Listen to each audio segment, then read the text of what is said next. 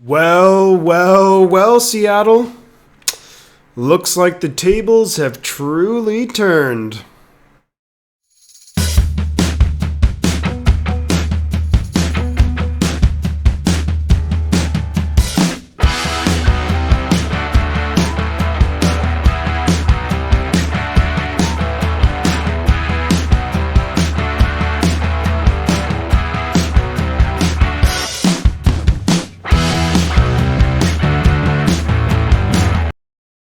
Alrighty, everybody, welcome back to another episode of Shifty Sports Talk. It's your boy Shifty. This one goes out to Niner fans, near, far, NFL fans, sports fans.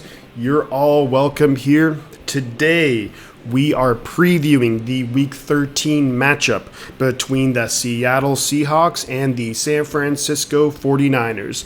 Seahawks right now are sitting at 3-8. San Francisco at 6-5, coming off 3 straight wins.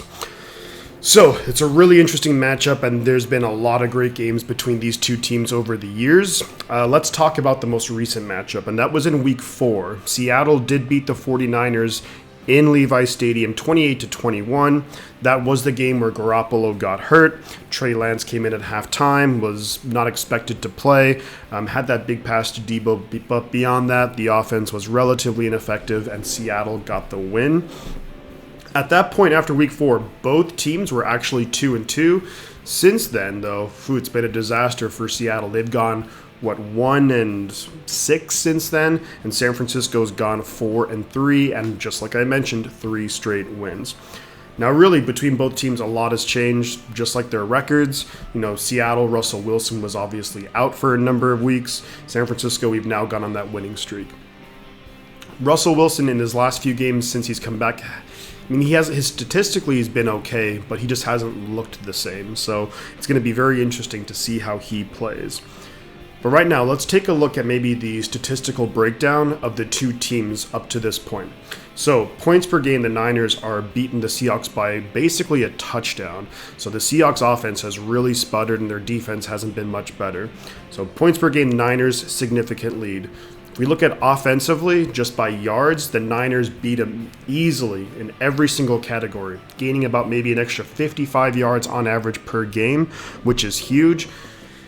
Defensively, basically the same story. The Niners' defense has been much better than Seattle's. Seattle's defense is giving up about 75 yards more a game, especially passing. They're giving up almost 300 yards a game passing, whereas the Niners about 220. The one area, though, when we talk about stats where Seattle is beating the 49ers is in turnovers. Seattle, I believe, is ranked they're about 10th or so in the league in turnovers, whereas the Niners are about 20th. So let's talk about the turnovers. So with the turnovers, Seattle is that's the one area that Seattle is beating San Francisco. The Niners are still in the negative, and that's because so many of their first few games of the season, they just were giving the ball away. So Seattle's definitely beating the 49ers there. However, in the last few weeks, the Niners are +5 when you look at the last 3 games in terms of the turnover battle, and they're going to look to continue that. Seattle is quite similar to Minnesota, whereas they're a team, they don't really turn the ball over that much, but they don't force that many turnovers either. So if the Niners can basically do what they did against Minnesota and replicate that, whereas maybe they get a big interception and a big fumble, then I think that could be enough to carry them to a victory, and we got to win that turnover battle. So what do the 49ers need to do to win this game? Offensively, we just basically have to keep doing what we've been doing. We got to control the ball. We got to run the ball effectively. We got to give a lot of different looks, just like of course, we had Debo running the ball a lot. He's going to miss this game, but maybe you throw in Ayuk for a couple of those ones. Maybe you throw in George Kittle. Just got to mix it up, got to get that defense guessing. What we need from Jimmy Garoppolo is just to keep doing where the key plays on those 3rd and 5s, 3rd and 6s, red zone opportunities. Got to convert those. Can't have any turnovers. One thing which I'd really like to see, especially with Debo out, is I'd like to see George Kittle. I'd like to see a lot more of George Kittle in this game. Get him into favorable matchups. Don't force the ball to him, but maybe we can scheme him open a little bit. If it's him and Bobby Wagner, that's going to be a good battle right there.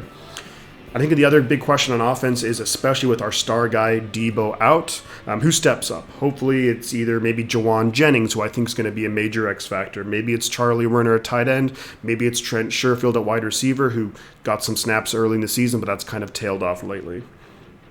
Now on defense, we got to pressure Russell Wilson. He's only thrown 3 interceptions all season long, so we got to force some turnovers. So who's going to step up? We know Bosa will get pressure.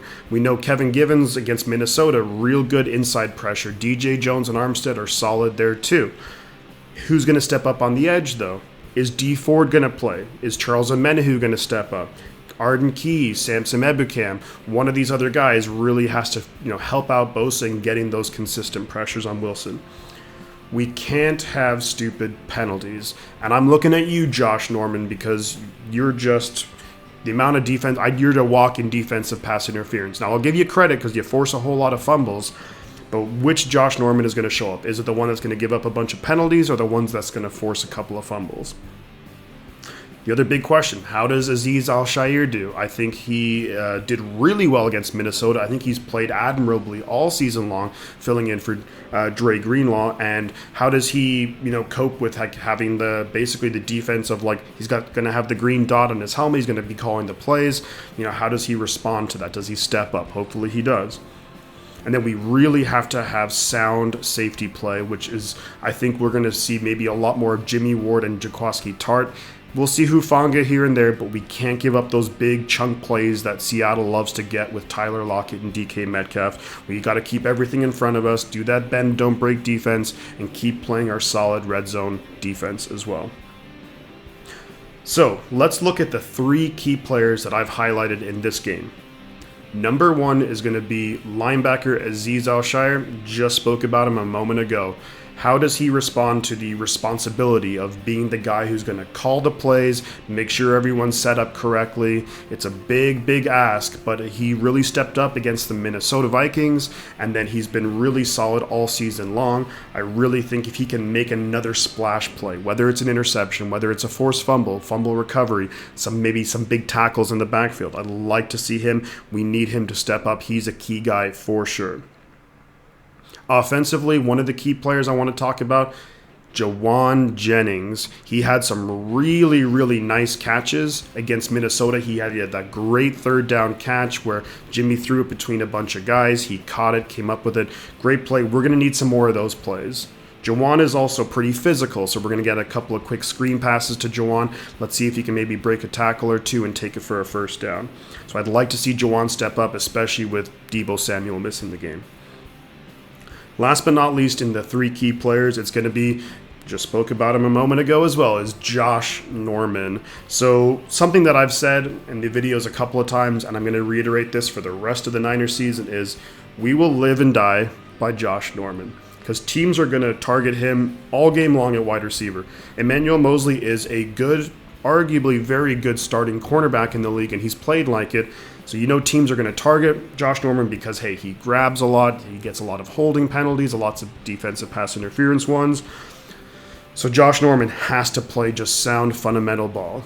He can't have those back-breaking penalties. Maybe he gets some good pass defenses. If he can come up with an interception, that would be great. If he can do his patented Peanut Tillman, punch the ball out, that's the Josh Norman that we will need this Sunday in Seattle. So let's talk about my prediction for the game. How do I think the game is ultimately going to go? I do think the 49ers come out with the win. It's going to be close. These division games always are. But I think the 49ers ultimately win 27-20. I think they'll maybe have a 27-17 lead with maybe 7-8 minutes left in the game. Then Seattle drives down. They kick a field goal to make it a 1-possession game. And then hopefully the Niners can run out the clock. So I do think that we'll win. I do think that we'll move to 7-5, and then the week after we will have a huge game at Cincinnati. But those are my thoughts here on the game. That's my preview of the game. It's going to be a good one. It's always fun going at Seattle. We're going to be wearing those awesome throwback all-white uniforms. So definitely on the video, leave your thoughts, leave your comments. How do you think the game is going to go? Who are your key players? Also, help out the channel. Like, subscribe, do all that good stuff. I'm going to be streaming the game on Sunday, so come along for the stream. It's always a good time. We got like a number of people in here, and we're talking football and talking about the other games that are going on. And really, at this point, guys, I mean, all I can really say is I'm going to catch y'all on the flip side.